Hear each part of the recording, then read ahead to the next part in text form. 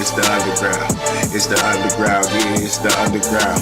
You better pass, you better run, you better pass, you better run, yeah, yeah, it's the underground, yeah, it's the underground. It's the underground, yeah, it's the underground. You better pass, you better run, and that's your ass. Who you done? Yo, I'm on a mission, I'm in your division, your trophy's missing, it's at my house, I just ran a route, this is my house, I'm in the end zone, don't leave me alone, yeah, wide open, your squad, I'm toasting, I need no promotion, it's the underground, I'm hosting, call in, man, we all in, you know what it is, it's the underground, yeah.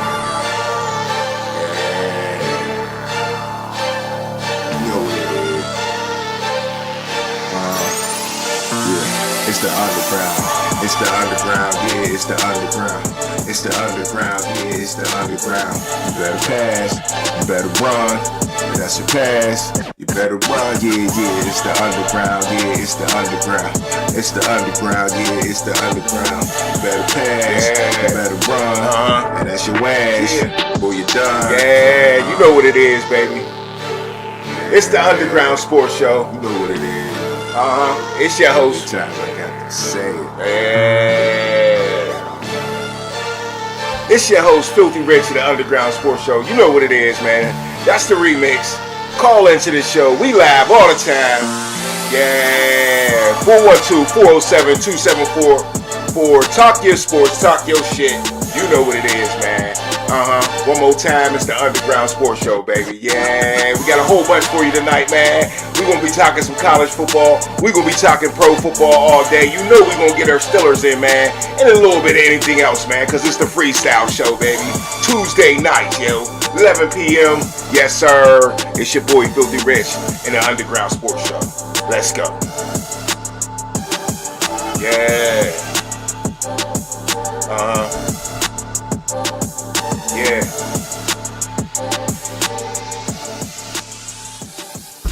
Yeah. What's up, y'all? What's up? What's up? What's up? Tuesday night, 11 p.m. You know, it's my time of the day, baby. What's good with you, man? Yo. Once again, man, appreciate you coming. If you're here already, you know what I'm saying? It's the Underground Sports Show. You know how we get down. And I'm going to turn it down real quick, you know what I'm saying? Because I'm screaming on y'all, you know. But, hey.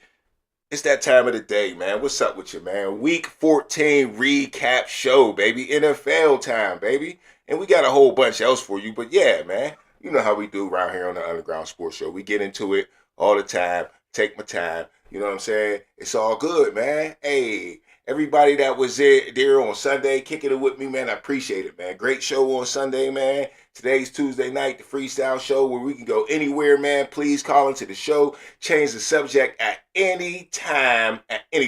You see the question of the day up there. Did the Steelers secure the AFC North, man? Did they secure the AFC North on Sunday, beating the Baltimore Ravens, man? Hey, I don't know, man. I'm going to leave it up to y'all, man. I'll give y'all my insight in a minute. But you know how I get down, man. It's time to start out with the icebreaker. And let's see what we got, man. I got a little video here of some kids that took a little trip down to Florida to play a little bit of football, but they wind up getting into something else coming out of Pennsylvania.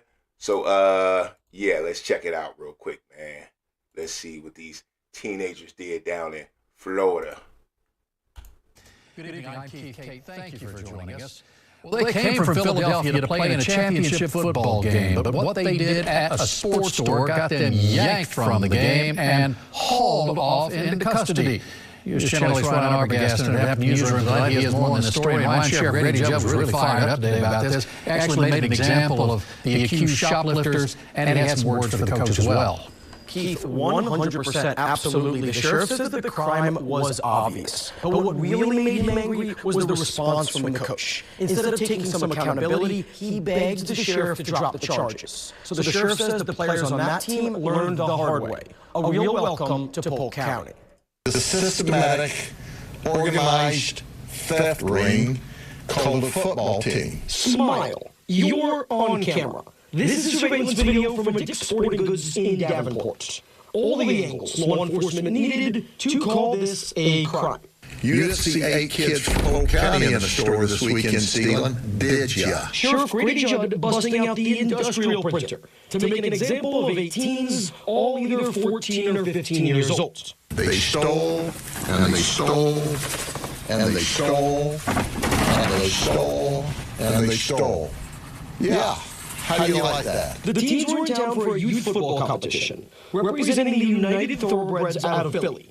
The coach begging Grady to drop the charges. You're way off base here, buddy. Way off base. You're the ultimate loser. The sheriff's office said the boys Ubered over to Dick's before the game with a plan.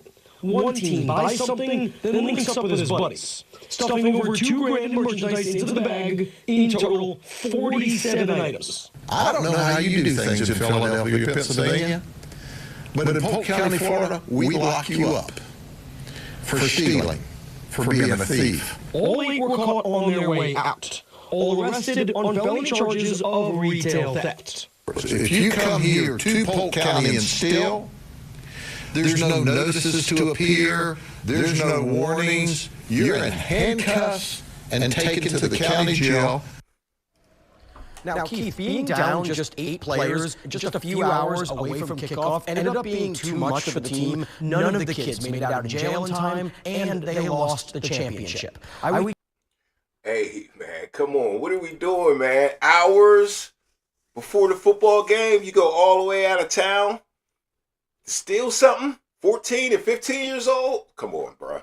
What is y'all young boys thinking, man? You got to be smarter than that, at least in this situation right here, man. We all know young folks do goofy stuff and stuff like this. We all done stole a thing here and there. Maybe not $2,000 worth of stuff out of Dick's in a time like this, you know what I mean? I mean, I'm 48 years old. There wasn't a camera everywhere, but I'm sure if I was 15 years old, I would know there's cameras everywhere. I wouldn't be surprised if one of the 8 had their phone on them, recording the whole thing they damn self. You know what I'm saying? Because that's just how they get down these days. But, yo, this is a ridiculous story. Didn't expect to see. It must have been over the weekend because the story I got was here was December 8th, dated December 8th, which was yesterday. So, yeah, man, that's just crazy, man. That's just crazy. When I first seen it, it said PA Little League team goes down, and I'm like, oh, man, I hope it ain't Pittsburgh. I mean, I thought this was over for real. It's December. They still down in Florida playing football? All right, man, whatever, man. It's whatever, man. I just had to put y'all down with that on the icebreaker to slow it down, you know what I'm saying? And salute Underground Sports Pittsburgh. Big Dog says, what's up, baby? What's good with you, man? What's good with you? I know SC Sports World got a lot to say tomorrow, man. Y'all make sure y'all check out SC Sports World on YouTube, man, tomorrow at 9 o'clock. Yeah, Wednesday nights at 9 o'clock, man. Check that out. You can call into the show just like you can do here and talk your sports, talk your shit, man. But yeah, that's the icebreaker right there. Unfortunately, 8 dudes catching felony charges. Is juvie felony charges too, man. Sound like my man out in Florida. He ain't messing around. But what we got to get into is Notre Dame, man. Notre Dame. Let's get into some college football, man. What do y'all feel about Notre Dame, man? Cutting up, or is Notre Dame right to be mad at the NCAA or college football playoff board or whatever you want to call it? But we all know they got left out of the playoffs. Now, they wasn't the only team that got left out of the playoffs, but they're the only team that's mad about it. I think Duke should be pretty mad about it, but Duke knew the rules already, and it is what it is. But Notre Dame thought they was special. Let's just say it what it is. Notre Dame always thought they was special. You know what I mean? And you know that because especially Notre Dame football. Now, Notre Dame, all the rest of their sports, they know they ain't special, so they join the conference. But Notre Dame football, they don't want to join the conference. They think they're a conference of their own. They want to be independent. They want to have their own, games on their own channel and all that stuff like that. And I believe they're paying the price, bro.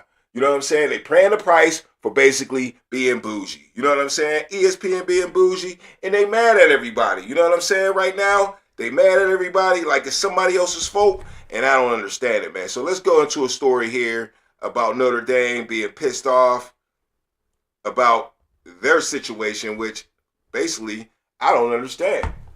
East Mel says they have a point, but a very small one.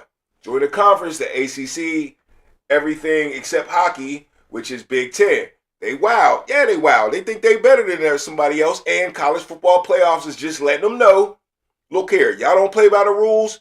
Neither do we have to play by the rules. You know what I'm saying? Y'all allowed to do that. We allowed to do this. You know what I'm saying? It ain't like Notre Dame was perfect either. You know what I'm saying? So, but, they rewarded the people that joined the club, bruh. You know what I'm saying? It is what it is, man. It's a league of extraordinary men. At some point, there's some very, very rich men at the top, and they're going to do what they want to do. They're going to do what they want to do. Still City Luke in the chat said, I'm glad Notre Dame got left out. They should have joined the ACC full-time. Very true. F that crybaby Irish. Damn right. Damn right. F the crybaby Irish. You know what I mean? You want to be independent? You look independent to me. And then the worst part about it, you don't want to play a no bowl game. So they use the excuse that we're not supporting ESPN. Because let me just read the story because this shit is wild.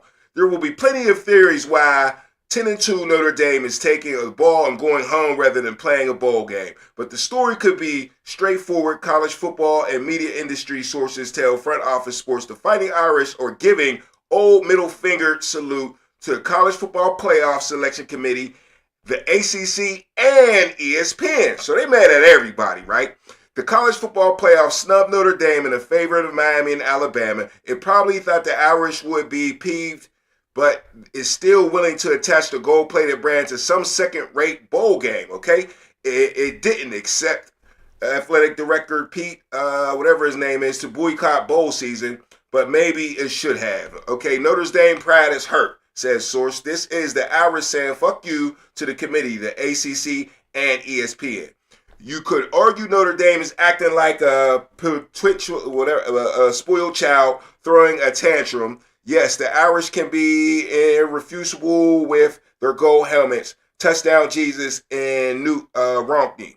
Yes, they could have avoided this year's college football snub by joining a conference rather than holding themselves aloof, then throwing a pity party, excuse me, for themselves.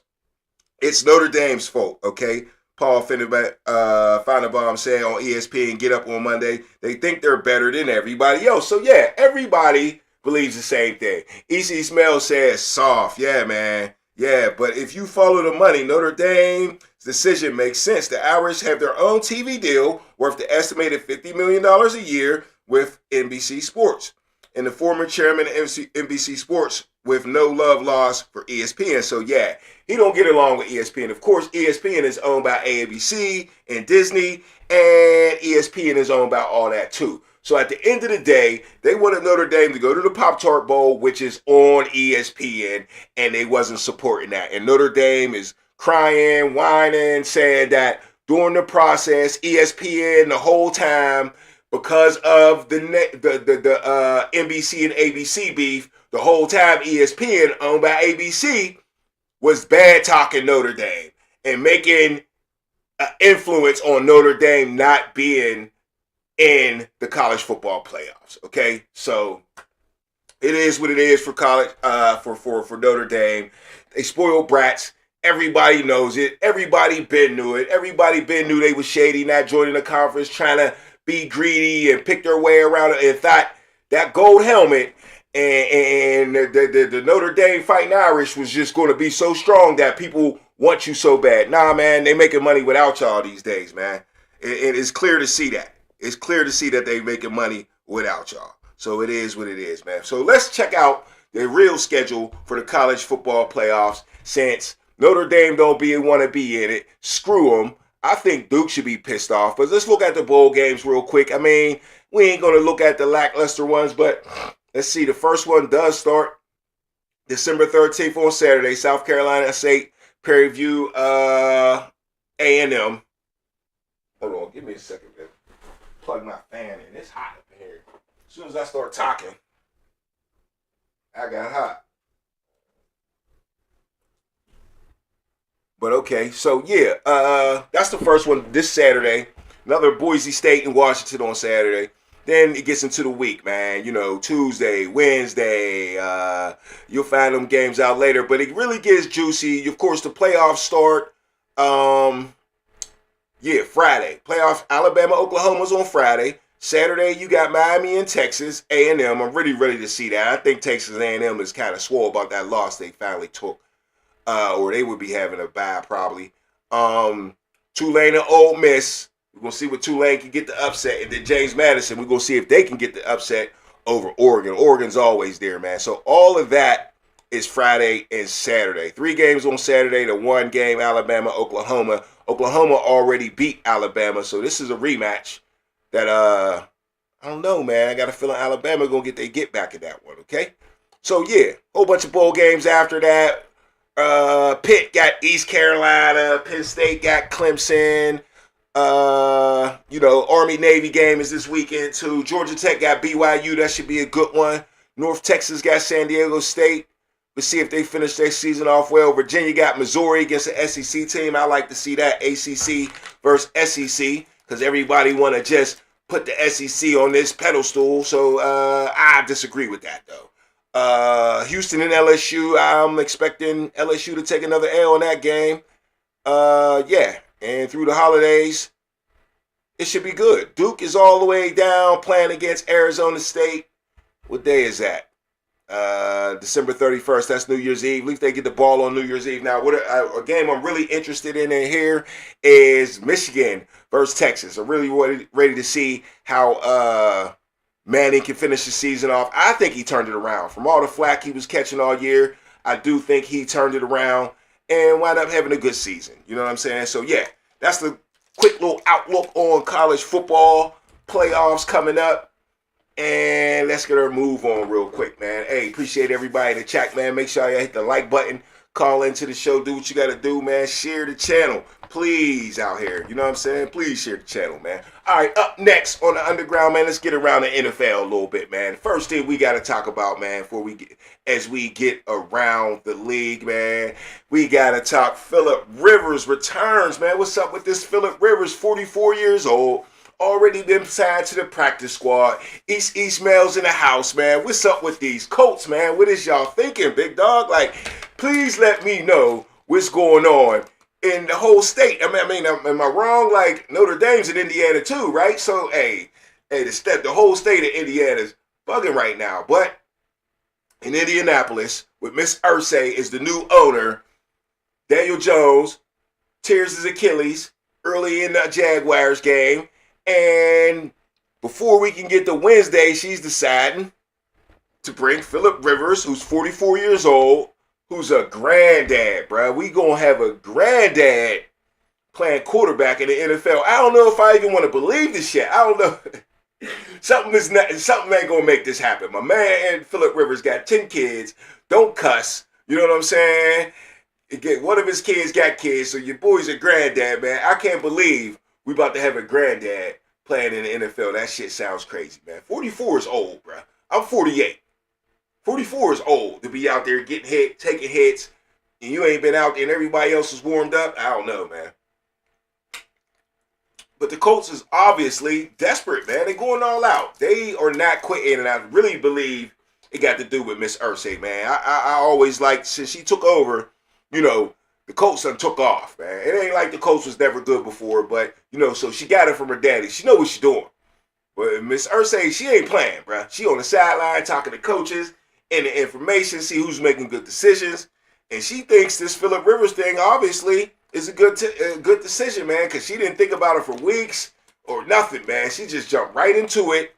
And look, man, look like we might be seeing Phillip Rivers. Now, how long is it going to get him to start to adjust? I heard from his Charger years that he was with the head coach. The head coach, what's his name? Stetchen was with the Chargers back in the day, like 2019 or something like that. And that's where they got their experience together. So that helps Phillip Rivers come back.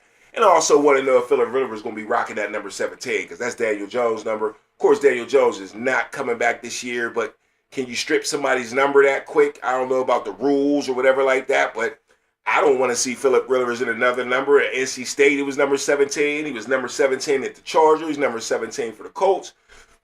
He's going to look wild at a different number. But, yeah, that's that story right there. Tell me what y'all think about Phillip Rivers returning to the NFL at 44 years old. It's kind of crazy to me. But we shall see, man. Phillip Rivers is, Obviously, a youthful guy. My man got 10 kids, so, pound away, baby. Keep pounding, man. Keep pounding. All right, up next, man, we got to talk about the Loser Bowl. Now, I talked about the Loser Bowl on Sunday, man. Now, the Loser Bowl is just not one game. But there's going to be a Loser Bowl every week. Am I confusing you? I hope not. Now, the Loser Bowl is not one game, but there's going to be a Loser Bowl every week, okay? But the real winner of the Loser Bowl is whoever wins the first pick of the draft, right? So that's why this week, Shedeur Sanders versus Cam Ward was the Loser Bowl. Not because it was versus them two. It was because it was versus 1-11 Tennessee and 3-9 Cleveland Browns. So at this point, now with 4 weeks left to play in football, you know what I'm saying? You got to start thinking about who's going to land this first pick in the draft. Who's going to tank? Who's going to try to go out with the momentum to carry over for next year? Or who's going to tank and see what kind of good player they can get? You know what I'm saying? Now, before the game, I was thinking, hey, Tennessee, they don't need to win this game, bruh. You already in the driver's seat for the number 1 pick, right? I don't think you should screw that up because you're pretty damn bad. But they screwed that up. And we'll get into that after we read these chats. East Mail says, I'm with it. Old man Rivers, yeah, you ain't got to do something, man. I ain't mad at you. Look, we got an old-ass man, too. You know what I'm saying? Aaron Rodgers old as hell. How can we knock the Colts for trying to do their thing? You know what I'm saying? Probably would wear number 10. Why you say number 10? East Mail, what's up with number 10? What's up with number 10? What triggers you there? I need to know. What's up with the number 10? All right, but back to the Loser Bowl. Shedeur throws for 364 yards. I don't think nobody seen that coming, bro. I definitely didn't see it coming. I thought they would control the ball, try to win the game like that. Nah, man, they put it in the air.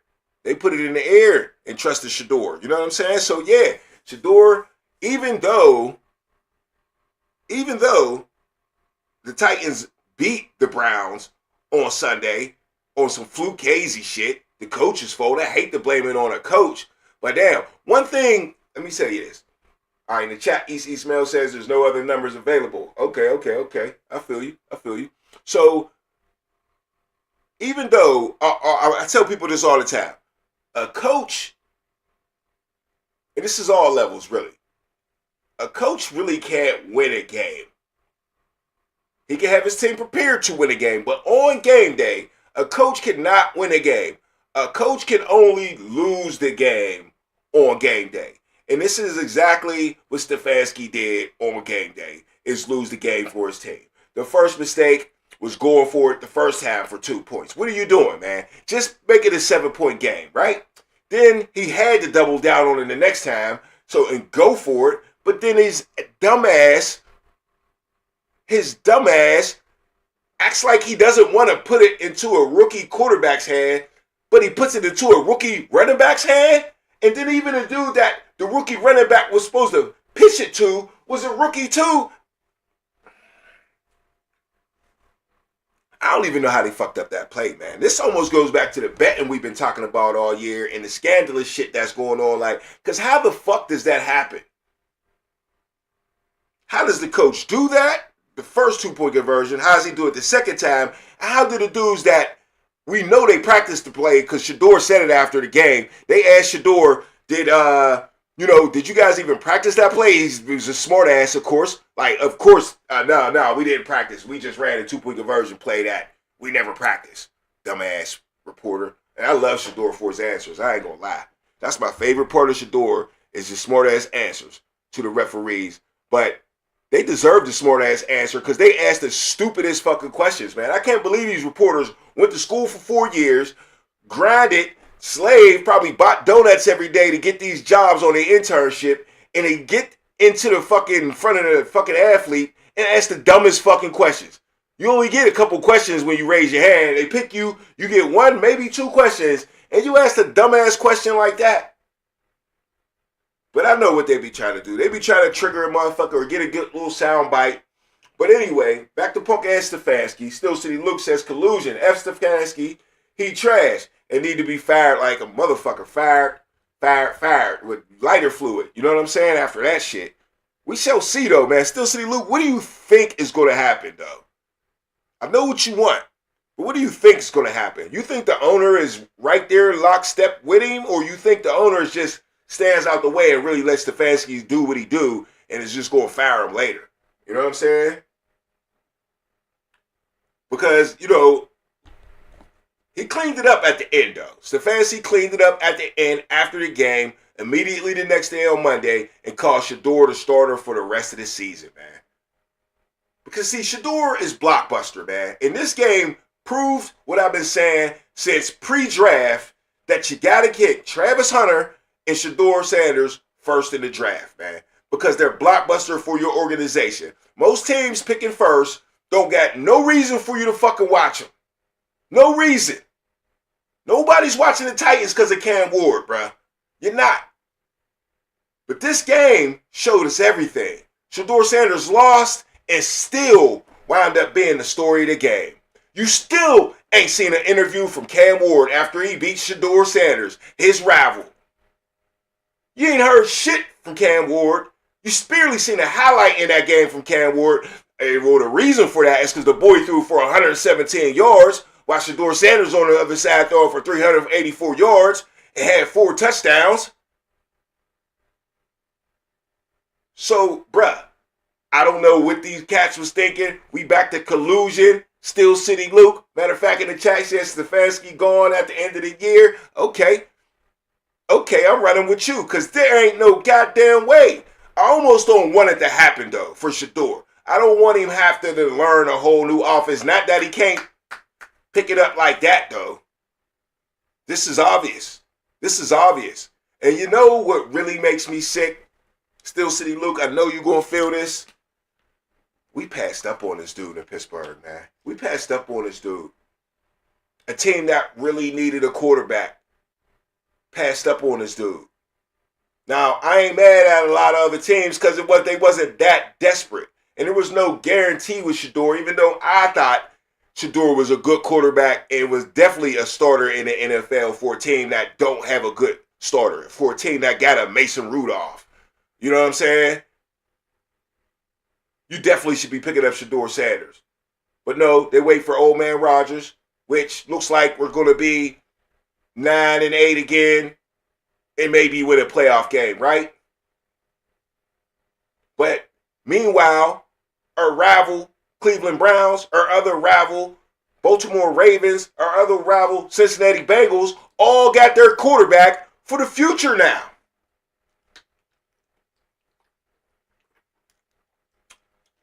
That should piss you off just a little bit. I mean, don't get unfocused. This year's still going on. But next year, Aaron Rodgers don't come back and we starting over. And you see what these college football quarterbacks look like this year. There's a couple of them I like. That's hiding in the weeds. But still, we can have Shedeur, a good quarterback. I mean, Shedeur Sanders threw for the 12th highest yards this season. As a rookie quarterback was always making his third start. Only 11 quarterbacks threw for more yards this year than Shedeur Sanders did in that game. And then he topped it off with 4 touchdowns. Shedeur Sanders is player of the week in his third start in the NFL, man.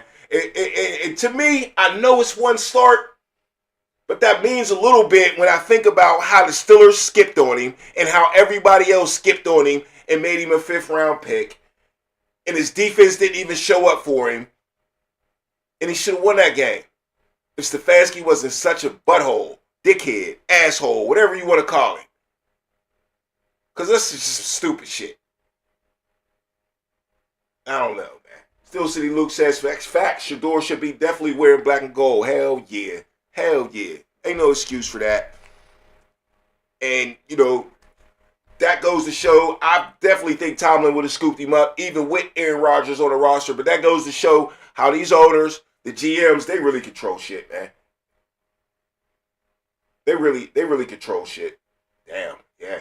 Still City Luke. I did not think about it. And Shedeur did that in the snow. But I told you on Sunday, he's ready for the snow. He didn't been in Colorado for 2 years. You know what I'm saying? Put himself in the elements. Coming from Texas, living in Florida a little bit. You know what I'm saying? Playing at Jackson State. Oh, that's warm. He threw himself in the elements, got him ready for 2 years for whoever draft me, bruh. So yeah, man, shout out to Shedeur Sanders for stealing the show over the Titans, who won the game, but nobody's fucking talking about the Titans. I told you the boys blockbuster, the teams are idiots for letting him go. But let's listen to the Dogs podcast rant on Sanders because he just says it so well. Cleveland, I love to hear Cleveland people right now because they're so right and their team is so wrong and they deserve to scream out loud for real. They really do. Know what's going on with Kevin Stefanski. Why do you take Shedeur Sanders off the field for that 2-point conversion? That was the most humiliating game I have ever watched as a Browns fan. Kevin Stefanski needs to be fired tomorrow. Shedeur Sanders, in his third ever start as a rookie, first of all, had a phenomenal game. Damn near 400 yards passing, 4 total touchdowns, played great, played to win. And you know what? He was the only one. With 4.5 minutes left, Shedeur Sanders took this team down the field, punched in a scramble touchdown on the ground to make this 31-23. Kick the extra point, Kevin. We still don't know why you decided to go for 2 there, but you didn't get it. So now it's an 8-point game instead of 7. And what does Shedeur Sanders do? The next time he gets the ball right back down the field, scores a touchdown. Scores a touchdown. You are 1 2-point conversion away now from tying this game up and going to overtime. And I want to know what's going on with Kevin Stefanski. Why do you take Shedeur Sanders off the field for that 2-point conversion? He is playing out of his mind for the last 4.5 minutes, scored 2 touchdowns, brought you back into a chance to tie this game up, a game that you have blown from the beginning. And you take him off the field. And not only do you take him off the field for that 2-point conversion play, but the play you called instead was one of the worst plays I have ever watched in a professional sporting event in my life. This team is a joke.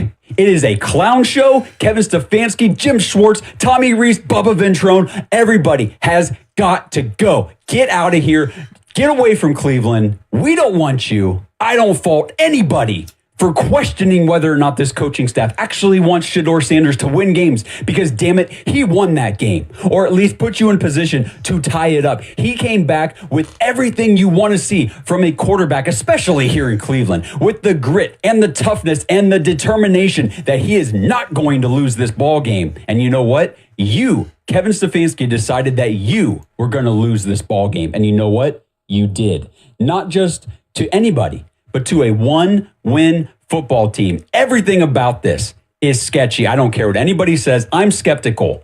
And I don't blame anybody for thinking that. Hey, man, I had to let him speak, you know what I'm saying? I had to let him speak. He pretty much said everything I said, you know what I'm saying? But I had to let you hear it from Cleveland, you know what I'm saying? That's my man on the Dogs Cleveland Browns podcast. I go to him to get a lot of my Cleveland information and get the deep inside, you know what I'm saying, information on how Cleveland's feeling, get the vibe from Cleveland. But yeah, man, hey, a goddamn shame, man. Even the biggest haters, man, like Carton, man, they had, I don't know if y'all, when you hear the voice, man, you're going to know Carton from, he used to be on Fox and stuff like that. But he's been hating on Shedeur all year. But just listen to him, man. Even he had to fess up, man. Let's go. Who's the AFC Offensive Player of the Week this week? It was Aaron Rodgers. Aaron Rodgers. Off the top of my head, he played well, threw the ball down the field. Pretty It's well. just off the top of my head. Wrong. You could have said Josh Allen. I would have said okay, but not Josh Allen. You might have said Joe Burrow. Not Joe Burrow. Are you going to say I it? think I'm going to say it. Say it. An argument could be made that the AFC Offensive Player of the Week should go to Shedeur Sanders. Shedeur. The only evidence you'd have if I was going to argue against it, 2-point conversion. To tie the game. To tie the game and essentially force overtime, right? And the coach of the Cleveland Browns, Kevin Stefanski, despite the fact that your quarterback was the best player on your team yesterday, you took the guy who had 4 touchdowns off the field. That's not the time to go to a trick play. But even me, I'm sitting on my couch yelling at the TV, you can't take that guy out. You can't. Why in the world would you take him off the field in that spot? I feel very...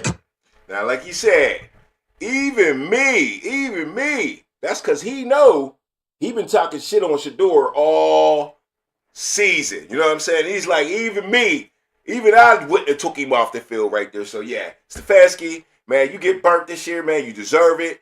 And you really don't deserve another job in the NFL or really anywhere else because, you really look crazy. You really look crazy because, you're supposed to leave anything you got a problem with a player, off the field or whatever it is, personal. You're supposed to leave the personal shit at home. And that's us with these little 9-to-5s. We know that. And this cat is in charge of the Cleveland Browns, and it just seems personal, man, for whatever reason. I don't know, man. I don't know how deep it is in the organization, but it's truly crazy, man. But yeah, Shador the starter for the whole season, and he gets to play against our Pittsburgh Steelers, man, coming up in a couple weeks. So yeah, man, let's get into it, man. That's time. We're ready to transition right there, man. Time to get into our Steeler focus, man. What's up? It's your boy Filthy Rich, host of the Underground Sports Show, man. Call into the show. We live, talk your sports, talk your shit. But y'all see the question of the day from the door, man. Did the Steelers secure the AFC North with their big 27-22 victory over the Baltimore Ravens, man? Huh? Now, there was some shaky things that went on, right? There was some shaky things that went on. But the defense gave up some. But they held. You know what I'm saying? They gave up some, but they held. I mean, look, bend don't break, man. They held King Henry to under 100 yards, 94, so they controlled him. First half, he ain't really had nothing. But he busted a couple in the second half. They start blocking T.J. Watt a little better, start double teaming him, triple teaming him. And on the run play, they had the triple teaming. So, yeah, it start opening up space. I blame that on the other the other 10 guys, but yeah, they schemed it up, so they started to get a couple yards. But like I said, man, against good teams like this, last week we had Josh Allen.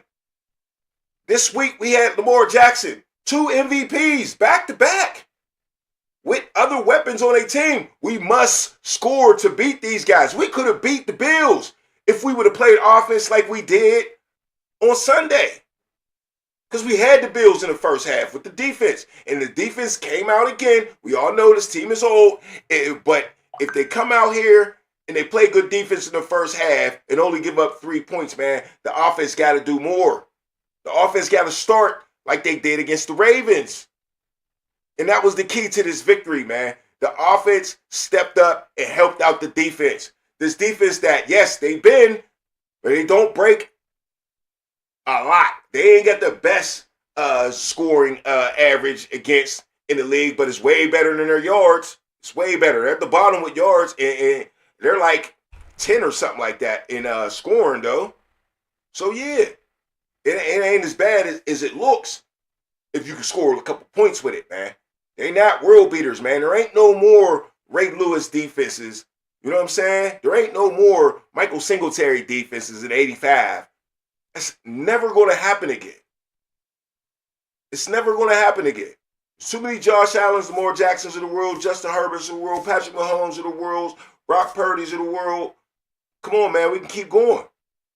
Even Jacoby Brissett been chilling on the bench for years. He come out slinging and winning people fantasy football games. So to think you're going to just crush on defense, it's not going to happen all the time unless you get special players at a certain time and then you just gel like that, like the Houston Texans is doing. You know what I'm saying? But they still put up 19.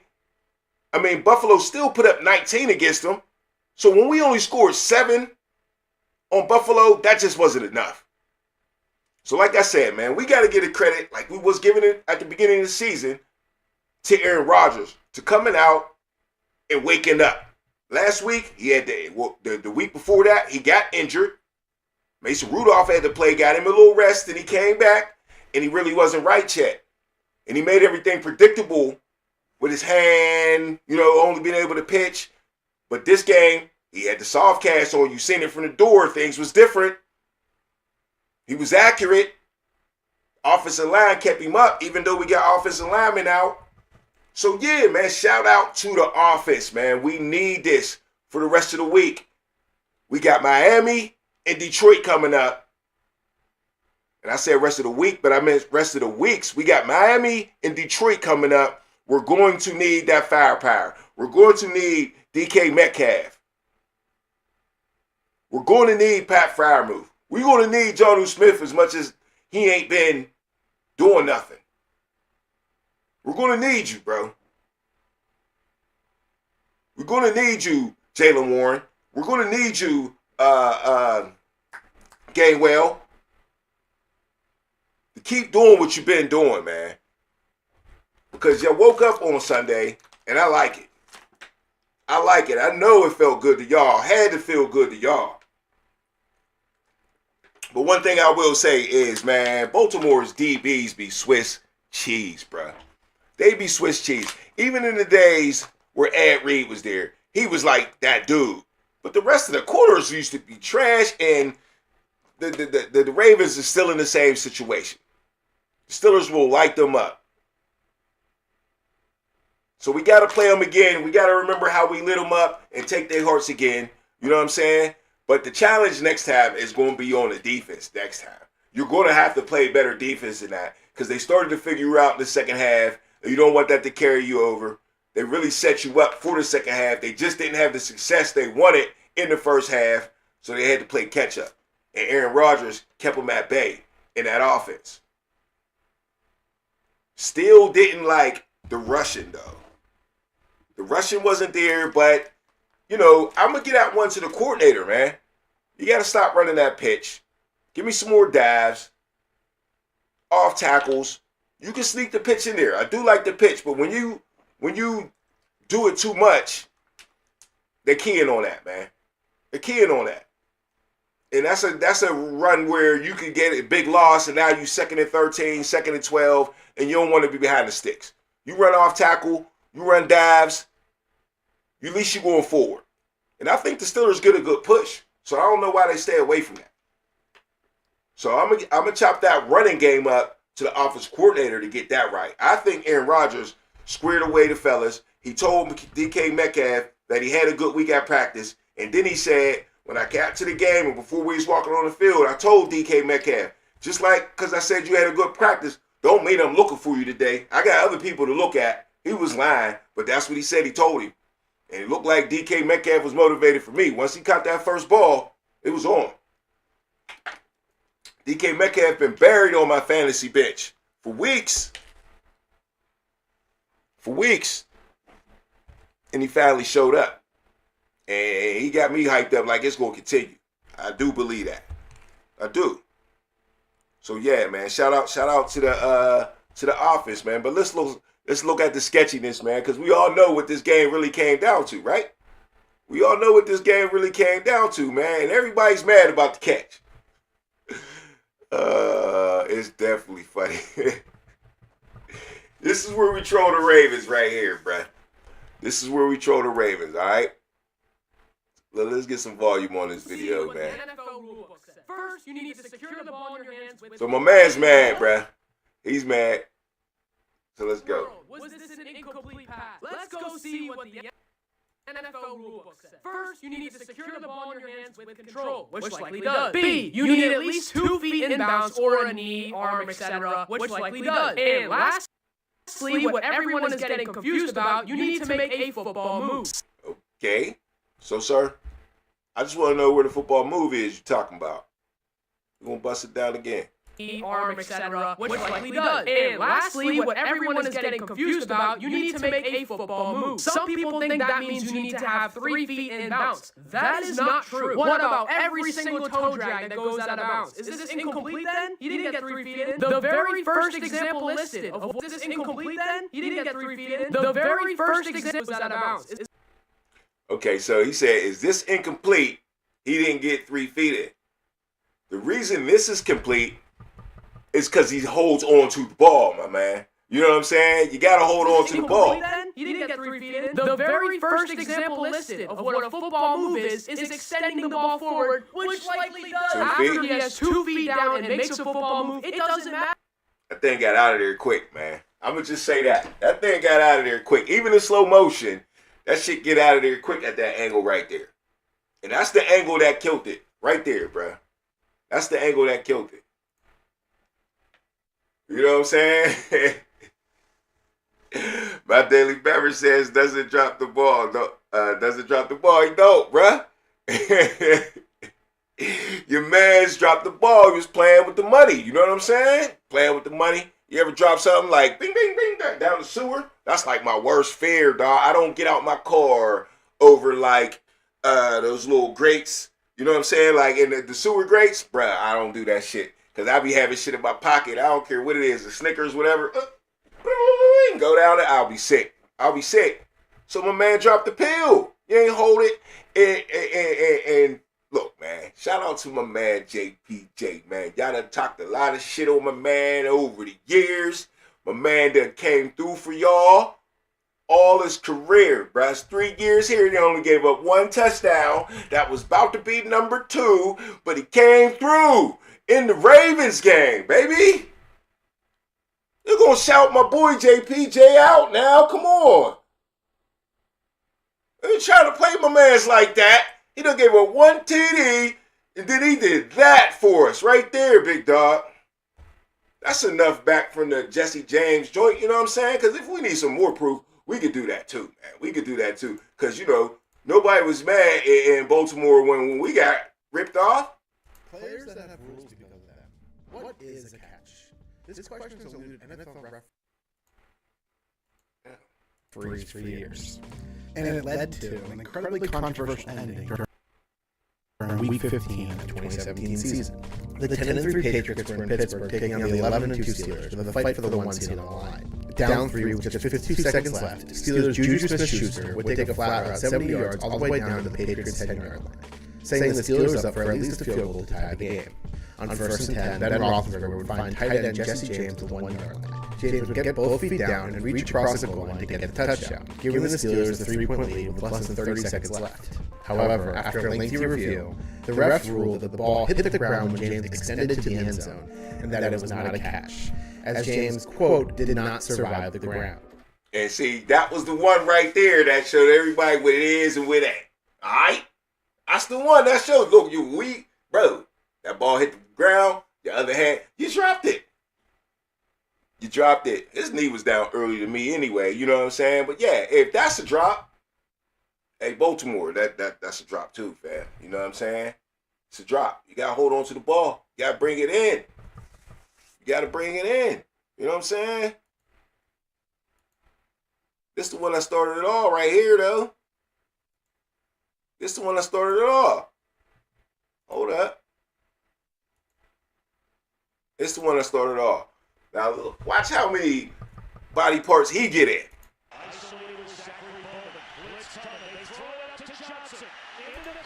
Calvin. Oh. Hey, yo. He fried my man for sure. Mosty, right? Now, watch how many feet Johnson gonna get it. 2 feet, body. Boop, boop, boop. Wait, hey, he dropped it, bruh. You got it. This is the OG right here. He's geek too.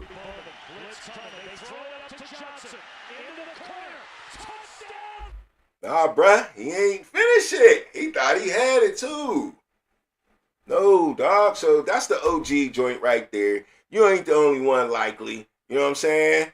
You just the new one, man. You still mad because last year against Kansas City when you was out of bounds, bruh. You know what I'm saying? You ain't get your tippy toes in. Then you had the hot little Deion Sanders on. Everybody can see them spikes. You out of bounds, baby. You out of bounds. So Baltimore, don't be mad at me. Don't be mad at me. It ain't my fault. But yeah, back to shout out to JPJ. That's my guy, man. That's my guy, man. That's my guy. That was embarrassing though. Baltimore, very embarrassing, man. Y'all even let Aaron Rodgers do the discount double check on y'all, man. I've been waiting for the discount double check all year, and I guess I thought he did that a lot or all the time, but I guess he only do it on rushing touchdowns. You know what I mean? And I think that's why Mike Tomlin was kind of geek with him because he been trying to get one all year, man. You know, and he looked like he had some pep in his step at the end of the year. I'm telling you, man, that week break with Mason Rudolph, might have gave him a little pep in his step when Mason Rudolph started, but then at the same time, he got rocked up in the Buffalo Bills game and was looking real old, man. So, yeah, hey, just shout out to Aaron Rodgers, man. Much love, man. You know what I'm saying? But let's look at some haters, man, because, you know, Pittsburgh, the media in Pittsburgh be hating, man. You know what I'm saying? And a lot of it, there's some people out there that know it, like me, maybe you. I don't know what side you on, you know what I'm saying? But the media here, man, they make it worse for the Steelers, man. We in a season where we 7-6, we lead the division, trying to go to the playoffs. If more than anything, we trying to keep the Ravens out of the playoffs, even if we don't win a playoff game, who gives a fuck? Let's beat the Ravens, let's kick their ass, you know what I'm saying? Keep them out the playoffs, and the Bengals, and the Chiefs, and let's go, man. So what's all the, y'all can fire Mike Tomlin later, bro. Like, what's all the negative for? Y'all can boo Renegade later. What's the negative for? We got a Monday night game in Miami coming up. What's the negative for? And there's a couple people out there that know what I'm talking about, man. So we're going to listen up. Now, coming down the stretch, we got the second easiest schedule in all of the NFL. This team. Now, this is a caller screaming on 93.7, which, like I said, the media be hating, so he recognized it. The stretch, we got the second easiest schedule in all of the NFL. This team's back was against the wall coming into this game. You said they would get blown out of the water. It did not happen. They showed some life on offense. They got the national media coming at Tomlin. Now, not only are the players playing harder for their coach, but they're playing harder for Aaron Rodgers. This team is not done for the second week in a row. And I know you're going to keep yourself in that hole and keep digging, but with the second easiest schedule left in the NFL, and it's very possible that we run the table the rest of this season, especially with the schedule that we have coming up. You need to start I'm gonna give you your chance now to take a little step out of that hole instead of keep digging down in it. Now, coming down the stretch. I had to share that with you, man. That's the caller that called in the 93.7 The Fan, the morning show. This is actually the show I do like on 93.7. This is Crowley and Doran Dickerson. It's pretty entertaining, I will say, but they got a lot of hate, you know, and, you know, hey, I mean, look, I'm calling it hate and fun and games. I ain't saying they hate nobody like they really hate Tomlin or nothing like that, but it's just sports talk, talking sports, talking shit, you know what I'm saying? And, you know, they be on some negative shit. That's what the fuck I'm trying to say. And, you know, my man called in screaming on him. I agree with everything he said. I don't know about the easiest schedule left, though, man. Now, they'll throw you statistics and numbers to make it the easiest schedule left, but they're looking at records. I ain't looking at records. You know, is the Steelers better than 7-6? That's an argument, whatever you want to argue. But I definitely think the Detroit Lions is better than whatever their record is. I think they right there with us. Yeah, what's the Lions record? 7-6 too? No, 8-5. Close enough, right? It sound good, 8-5, but you only one game in front of us. You know what I'm saying? So yeah, they got issues too. So they looking at it like that. Ravens record's bad, defense bad, but you know they coming to get us in the last game of the season. And then they looking at the Cleveland. But look, man, Cleveland is rolling right now. They thinking win. They thinking prove myself. They got a whole bunch of rookies on offense. They got a whole bunch of dudes on defense that ain't never won a game. And whatever, or won a season. Had a winning season, went to the playoffs. Even Myles Garrett's been a drought for a long time. You know, he's stuck there money-wise. He said he wanted to win. So let's start winning now. We ain't worried about the draft. We got our quarterback Shador. Everybody like him on the team. We might get a new coach. But that ain't no easy game. They're going to want to win that game. And it's in Cleveland, I'm pretty sure. Pretty sure. Oh, I got my Steelers schedule up here. Let's see. Yeah, I can see down there the bottom four.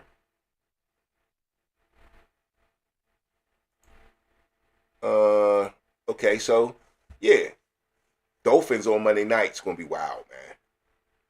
That's gonna be wild because they got a real good offense, man, and they've been rolling. They've been on a 4-game winning streak. Mike McDaniels is back and awake. I'm telling you, man, he made Jonnu Smith look like a Pro Bowler, bro. He made Jonnu Smith a Pro Bowler. We wanted Jonnu Smith because of his offense, bro. And he's clicking right now. So we catching him at a real bad time. We not catching the sorry Dolphins. And their record ain't even that bad. Their record ain't even that bad. What's the Dolphins record right now? They just beat on the Jets, 34-10. 6-7. So yeah, man. I mean, they basically is the same as the Ravens. Same as the Ravens. Cowboys 6-1. Don't nobody really want to play them. You know, there ain't really a lot of bad teams. I thought Minnesota Vikings was working their way to being a bad team, and then they beat Washington 31-0. Now I know Washington is kind of looking like a bad team too, but 31-0. Jaden Daniels' little return or whatever like that, and you know they was inspired. Zach Ertz did get jacked up though, man. Did y'all see the Zach Ertz injury? Zach Ertz injury is crazy, man. Let's take a peep in on Zach Ertz. Because if you ain't seen it, it was wild.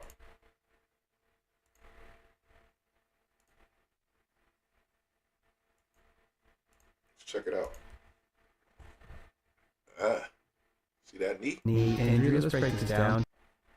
You can see the defender go low on Ertz as he's airborne, and he makes contact with the distal femur, driving it backwards while the tibia and lower leg is going in the opposite direction. This causes a severe hyperextension that might be measured around 45 degrees. Some data show that anything beyond 30 degrees can often tear the ACL and include the PCL. It's important to note that if his foot had been planted on the turf, we'd be looking at a Nick Chubb-type knee dislocation here, so while it's fortunate, it's still pretty severe. Ertz initially was helped off the field without having to place an air catheter splint, but after evaluation in the lieutenant, it's likely they found significant laxity of that knee, and they did end up immobilizing the joint prior to carting him off. Anytime you have a non-planted hyperextension, the knee relies entirely on soft tissue restraints. The defender's force drives the tibia forward and the femur backwards, snapping the joint past neutral around 20 or 30 degrees. The ACL ruptures first because it's the primary check range to anterior tibial translation. Momentum then carries the knee into around 30 to 45 degrees hyperextension, stretching that posterior capsule and loading the PCL, which often sustains at least partial fiber injury, with the foot free to drift into slight varus or external rotation. Posterior lateral corner, which can include the LCL, the popliteus, and PFL, is tension, which is why the PLC involvement is common in non-planted hyperextension ACL tears. As the femur rocks backwards, it slams the tibial plateau, creating a bone bruise, sometimes cartilage damage, and even a tibial plateau impaction fracture. At the extreme 45 degrees, the popliteal artery back here and the tibial and peroneal nerves are traction over the posterior femur, creating neurovascular risk even without a fixed foot, which is why he likely went straight to the hospital to rule out potentially limb-threatening injury. Unfortunately, this is likely a multi-ligament injury on that knee, and at the age of 35, data is not as favorable. Average return to play is 11 to 13 months, and his return to play odds is less than 50%. Zach has been...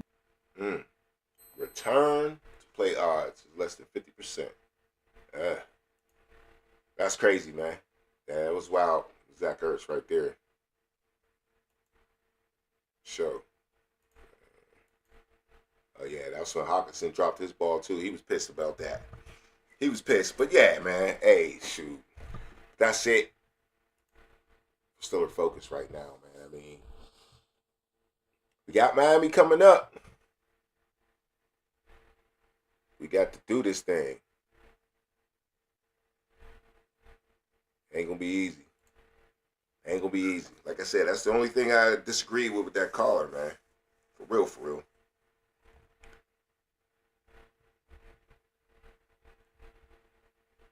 Let's see, man. I want to get into some other big games that there was this week in the NFL. Bengals and Bills, Bears, Packers. You know, take a look around the league, talk some MVP, maybe talk some fantasy football. So I'm going to be hanging out for another minute. You know what I'm saying? We're going to check out halftime real quick, though. The halftime show and take a quick break. So we'll be right back after halftime. It's the Underground Sports Show, man. Hit the like button. Subscribe to the channel. Do all that, man. Share the channel. Show me some love, man. It's the Underground Sports Show, baby. It's halftime.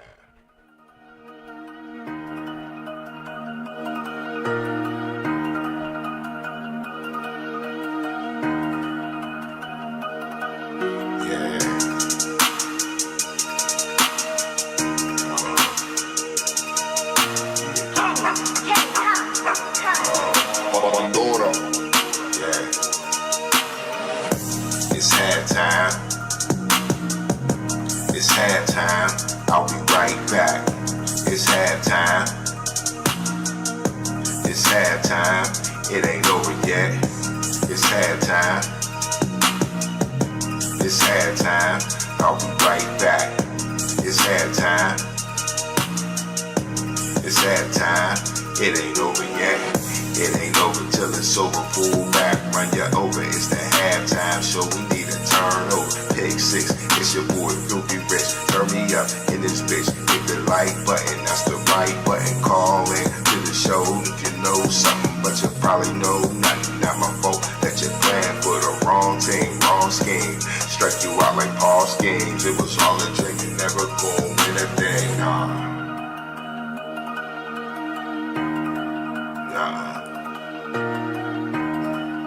Yeah, you know what it is. It's halftime. It's halftime. I'll be right back. It's halftime. It's halftime. I'll be right back. Yeah. It's halftime. It's halftime. I'll be right back. It's halftime. It's halftime. It ain't over yet. Yeah. It's your boy, your host, Filthy Rich, man, of the Underground Sports Show. Yeah. Appreciate you showing up, man. Make sure you hit the like button, subscribe to the channel if you're new around here. But if not, man, you know what I'm saying? Call into the show. Tell me what you know. Talk your sports, talk your shit, because that's how we do around here on the Underground Sports Show. Let's go.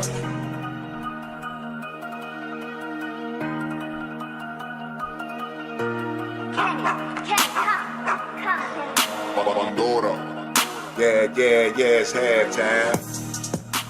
Yeah, once again, man, your host, Filthy Rich in the house, man. Appreciate y'all hanging in there. If you're up late with me, you know what I'm saying? Because, hey, man, it's that time of the day, man. You know, sit back, relax. I got my Darth Vader out because it's fantasy football playoff time, you know what I'm saying? That's when I turn into Darth Vader.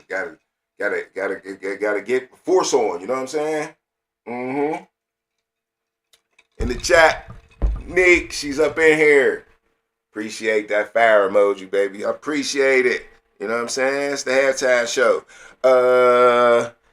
Let's see if my man JB from the JB show, Coach JB, was wrong about college football. We talked a lot of college football, but let's listen to this, react to this, man. JB on college football ruining the NFL.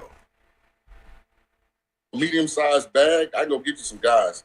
Because it's 100 receivers. Let me start that over. So I'm trying to figure out why we're continuing to slap the fucking faces of college football players that want to get recruited out of high school, and we're limiting. I'm an elite talent evaluator. I see a undersized slot-type receiver that does not have elite change of direction or short area quickness. So it's a good story for Syracuse, but I just don't see the skills. You gotta love the story. You gotta love the fact that this kid, you know, a guy he has to love the game. Here's what it is. All right, so they talk about the rapper that got signed to Syracuse, making a lot of money, just going to Syracuse, and JB this think it's a fraud. So let him tell the story. Yes, it's a mockery. And the bottom line is, Fran Brown looks like a fucking tool right now. And then you sign a guy like this for what?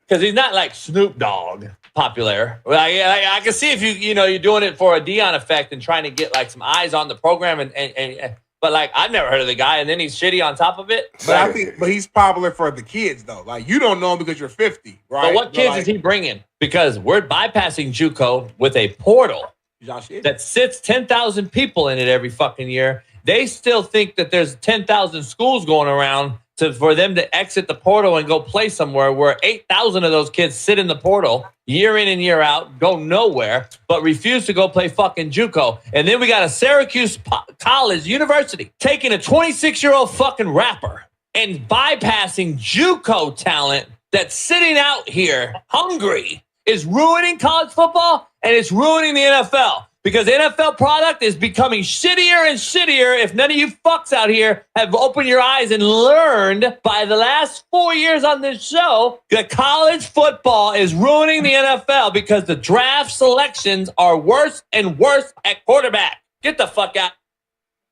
Yeah, hey, JB, I get the worst at quarterback, but what that got to do with all the other positions and dudes going to college at 26 years old? I mean, it's always been fair game in college, right? You know, if you can do it, go out there and do it. You know, it don't matter how old you are. As long as you got the eligibility and you ain't, you know, you ain't cheating. I mean, what's wrong, bro? Like, who cares if somebody's 26, 32 years old and they want to play college football? Is it weird? Is it something maybe you shouldn't do, or, you know, something like that? That's cool, but I mean, it's legal, bro. It's legal. There's no age limit in college. It's not school like that. And there's no signed paperwork saying that collegiate sports is the pathway to the NFL. Like it as that, but at the same time, there's no correlation between the two. There's no agreement between the two. You know what I'm saying? Like, they're drafting rugby players from overseas and shit like that. African dudes that's playing soccer or a different sport, and they don't even play American football and they still get drafted. So, you know, just like the NBA, these dudes playing overseas, they ain't playing college here. And they scoop them up in the draft. So, you know, that's not the feeder program for the NFL. Even though it feels like it, that's what it seems like, because you've been brainwashed every day when you watch the draft, every year when you watch the draft. Such and such from Oklahoma State, such and such from there and there and there and there. You know, that's just makes you think that's what it is. But, bro, I disagree that college football is ruining NFL football by the way they do things. That's the NFL's problem. If I'm college football, I'm allowed to do what I want to do. So, yeah, you can't blame the product of the NFL, which ain't bad. I don't understand what he's talking about. That we ain't getting quarterbacks. What you mean? Almost every team got a quarterback. You only really need to draft two because there's so many damn good quarterbacks in the NFL every year. You know? And maybe he's just talking about this year where there really ain't a good quarterback to be drafted. But, hey, you got to do your research, man. You can't just look at all the teams that's in the championships and in the playoffs and stuff like that. You got to look at for the Brock Purdy's of the world. You know what I mean? Who nobody knew was sitting down there at Iowa State getting busy. Was it the wrong team? Iowa State? Not Iowa State. Was it, I don't know, one of them little red, little Big 12 teams, but that's where they be at. Even Patrick Mahomes. Now Texas Tech. Now Texas Tech is booming. Ain't nobody even talking about their quarterback. When Patrick Mahomes was there, he was killing, bruh. And nobody even knew it. You had to put the miles on him, and that's what Andy Reid did. Seen him. But all right, let's get into some NFL, man. Let's go over it's playoff time, man. It's fantasy football playoff time. So let's talk some playoffs, man. Let's talk playoff picture. No, let's go here and see what the playoffs is looking like. Who's in, who's out. And let's check it out, man. Let's start with the AFC here. Of course, Denver's in, sitting at 11-2. New England's in, sitting at 11-2.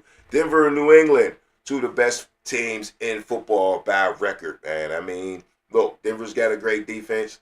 I think New England's got a very good defense, scrappy defense. They both got young, strong quarterbacks ready to go. I think Drake May's definitely better than Bo Nix, but Bo Nix is more of the physical specimen.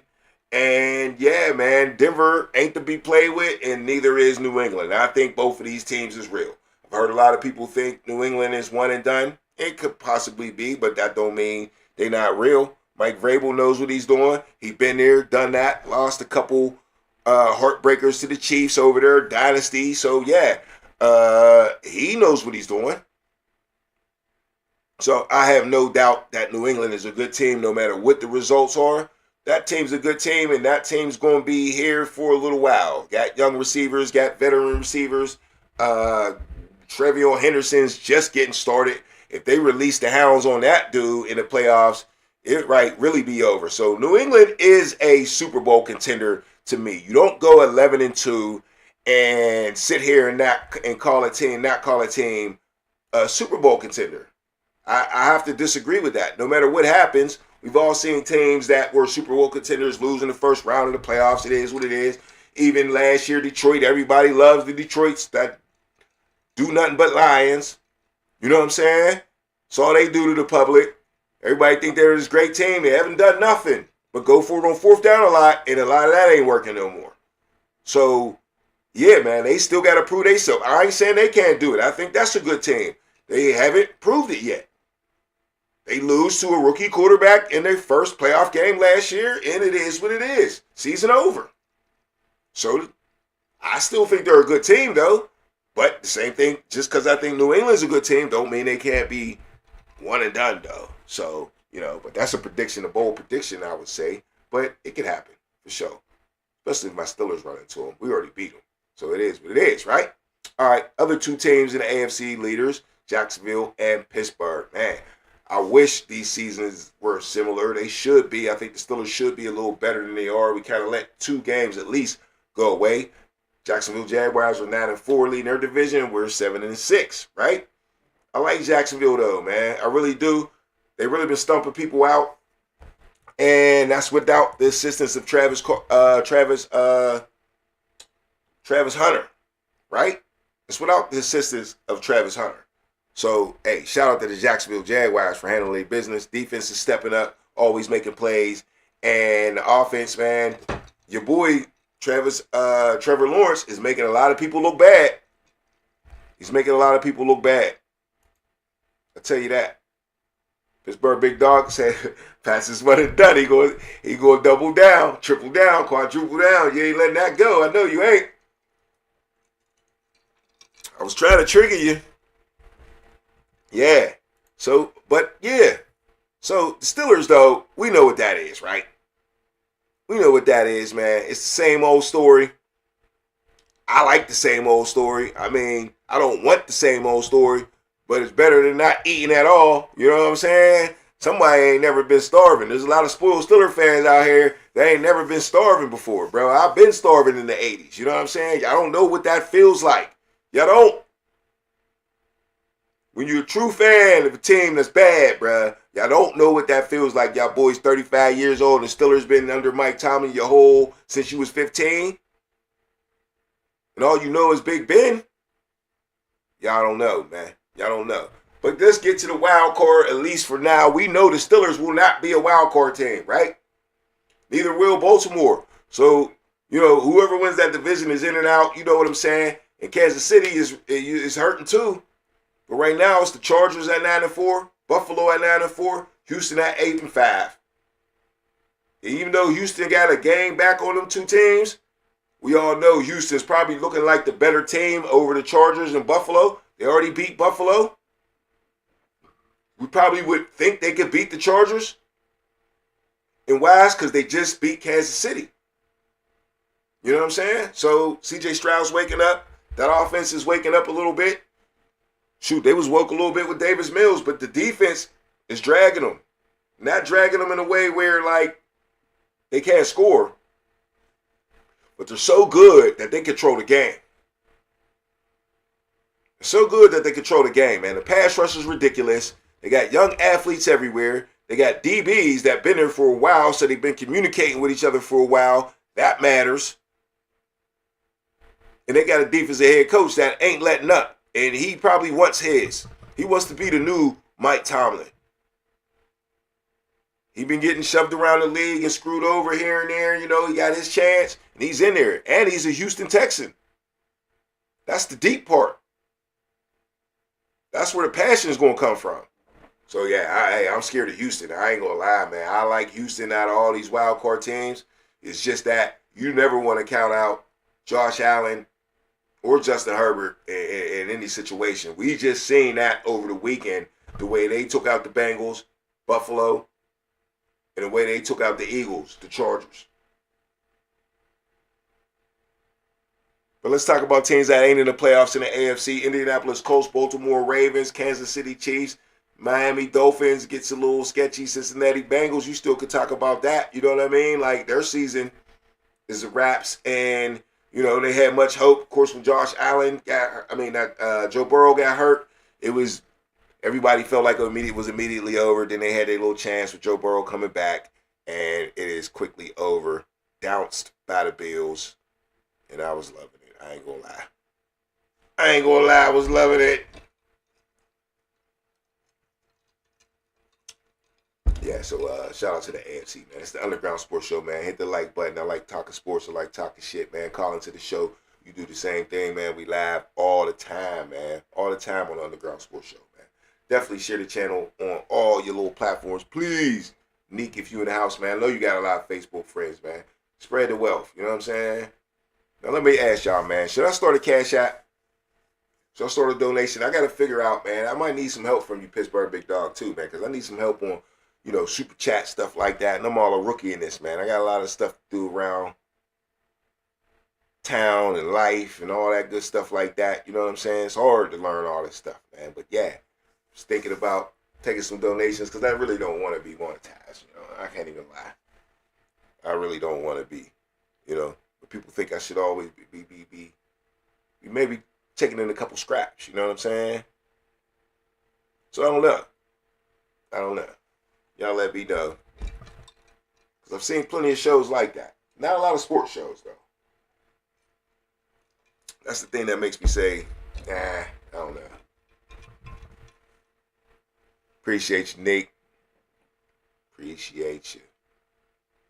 All right, man. Well, we ain't slowing down because we getting right back to the NFC. East Mel says, yeah, man, I'm going to contribute for sure, bro. Hey, okay. That's a positive, man. I get about 5 of them, man. I'm going to do that, man. I'm going to do that. I'm going to make sure to remind them on Sunday morning, too. See what people say.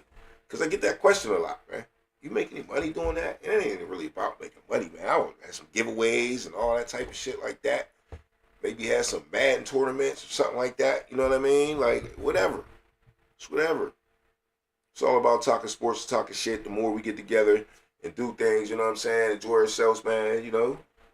It is what it is. But let's get to the NFC playoffs, man, because that's what we really want to talk about. This playoff race here. NFC, man. Leaders in the NFC, the Rams, 10-3. They was looking real good on Sunday. But, you know, you got that question in your head because they lost that game to Carolina, man. So you got that any given Sunday question in your head when it comes to the Rams. Because they was looking unstoppable, but you know now they got that question mark. But that's about it. You know what I mean? That's about it. Other than that, you know they got the firepower. They got defense is scrappy. One of the best coaches in the league. They gonna do their thing. Now Green Bay sitting at 9-3-1, man. They impressed me on Sunday, man. They really did. They took out the Bears 28-21, and it was just the fashion they did it in. They controlled the whole game. Even though the Bears showed that they wasn't no punks. You know what I'm saying? Green Bay just kept shoving them back. And I like that, man. And I like the way Jordan Love played. Christian Watson, one of my dudes on my fantasy squad that I got on a bench, going hard, though, and I love it. When I need him, I'm going to need him. I got so many good receivers on my fantasy squad, I'll be scared to put who in the game, man. You know what I'm saying? But Christian Watson been going off ever since he been back. So, yeah, man, Green Bay's looking good. They got one hell of a coach, too, keeping things together. I was kind of talking shit on Jordan Love. I ain't going to lie, but he done stepped this game up, man. Now, the guy everybody's talking shit on right now is Jalen Hurts. And this ain't the first time. This seems to be a trend for Jalen Hurts, right? If you go back to the Alabama days, man, Jalen Hurts has always had this same wish-washy type of problem. You know what I'm saying? When it comes to playing the quarterback position. He gets into this funk and he almost loses his position. Not that I'm saying he's going to lose his position in the NFL because they done paid the man, so that's over. But we know what happened at Alabama, right? You know, he lost a spot in the championship game. Tua looked great, and then he had to sit behind Tua the next year, and then he came in and made him look great. And it was just this back and forth. Is Jalen Hurts really a good quarterback? That hurt him in the draft. That's what landed him with an organization like the Eagles. They took the chance on him, and he's been back and forth for the Eagles. He goes from Super Bowl to losing in the playoffs, you know, when you was the better team, to, you know, the offense stinks. And I mean, like, yeah, like Jalen Hurts is just all over the place. It always has been. So what is it, man? Is it a Jalen Hurts problem, or is it maybe people don't understand him and try to force him to do more? We know he's a great athlete. We know he can win. I mean, that's the moniker on him, right? But this goes back to, I can see Cam Newton just smiling ear to ear right now. He ain't going to bring it up because he don't be trying to be petty Cam like he be saying. He ain't trying to bring it up. It's going to have to be somebody else to bring it up for him to bring it up. But he was saying there was reasons Jalen Hurts was not in his top 10. Now, I even said that Jalen Hurts was in my top 10 at number 10, though. But I still defended Cam on his position and what he was saying about Jalen Hurts. He was like, yo, like, you know, it's really a lot of talent around this kid, and they're playing very well around him. It ain't really like him like that. It's hard to tell if it's really him like that. And I think he was looking at his history a lot. You know what I'm saying? When you him, man. Your people, you don't go in and out of the lineup. You don't, you know, you just don't. But it ain't like mediocre, I hate to use that word, but average or not a Hall of Fame quarterback. They still can win Super Bowls. Joe Flacco ain't going to the Hall of Fame, but he wins Super Bowls. I mean, he got a chance to go Hall of Fame, but he's not, of course, not first. But no one's thinking like automatic. But he got Super Bowls and got one of the best Super Bowl playoff streaks ever. So, yeah, regular dudes can win Super Bowls. You know what I'm saying? But anyway, back to our playoff race here in the NFC. Off to Tampa Bay, holding on tight to the NFC South division. Carolina Panthers sitting there with the same record at 7-6. And Tampa Bay's just been really not looking good at all. So we'll still see. They'll clash 2 times in the next 4 weeks. So we shall see how that chops up. I got a feeling Carolina is going to do it. As long as Bryce Young keep playing like the Alabama Bryce Young, you're going to see Carolina take over that division. I believe that. All right, let's get to Seattle, San Francisco, and Chicago, who are the 3 wild card teams right now. Seattle real good, outside looking in only because of the Rams, and the Rams beat them head-to-head. But that 10-3 record is impressive. Now San Francisco in the same division, sitting at 9-4. Very impressive. With their quarterback out most of the year, Mac Jones taking over. George Kittle out most of the year. He comes back, looks very impressive. They've been short at wide receiver all year. They come back. They look impressive.